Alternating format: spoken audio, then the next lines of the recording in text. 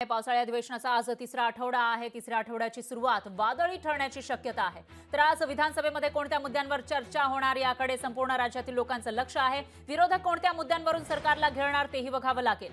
तर अगदी तासाभरामध्ये 2 तासांच्या आतमध्ये या अधिवेशनाला सुरुवात होईल आणि आज पासून तिसरा आठवडा सुरू होतोय। तिसऱ्या आठवड्याचा आज पहिला दिवस, त्यामुळे आज कोणकोणत्या मुद्द्यांवरून विरोधक आक्रमक होतात ते बघावं लागेल।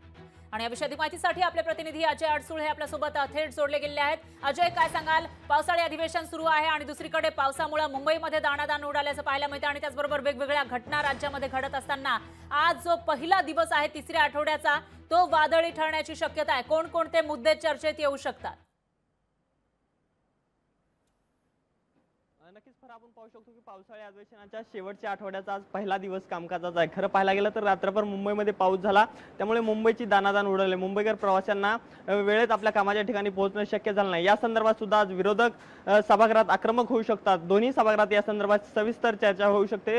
राज्याचे मुख्यमंत्री उपमुख्यमंत्री या संदर्भात सविस्तर उत्तर देऊ शकतात। याचबरोबर इतरही महत्त्वाच्या मुद्द्यावर विरोधक आज आक्रमक होऊ शकतात। याचबरोबर मुख्यमंत्री एकनाथ शिंदे यांनी मागच्या काही दिवसापूर्वी कॅबिनेटमध्ये एक महत्त्वाचा निर्णय घेतलेला आहे। मुंबईतील काही महत्त्वाच्या स्थानकांच्या नावामध्ये बदल करण्यासंबंधी जो काही निर्णय घेतला होता त्या संदर्भात सुद्धा आज ते विधेयक विधानसभेमध्ये पारित होऊ शकतं। या संदर्भात सुद्धा आज एक महत्त्वाचा निर्णय होऊ शकतो। याचबरोबर इतरही मुद्द्यावर आज विधानसभेमध्ये महत्त्वाची चर्चा होण्याची दाट शक्यता आहे। याचबरोबर विरोधी पक्षनेते विजय वडेट्टीवार याचबरोबर नाना पटोले हे महत्त्वाचे काँग्रेसचे नेते राज्यामध्ये जी काही कायदा सुव्यवस्था ढासळलेली आहे याचबरोबर याही मुद्द्यावर हे सर्व विरोधक आज आक्रमक होण्याची शक्यता आहे। काल जो काही वरळीमध्ये प्रकार घडलेला आहे रन अँड हिट प्रकरणामध्ये आदित्य ठाकरे सुद्धा आज विधानसभेमध्ये आक्रमक होण्याची शक्यता आहे। राज्यामध्ये सातत्याने अशा पद्धतीचे प्रकार घडत आहेत। यापूर्वी सुद्धा पुण्यामध्ये हे प्रकार झाला होता।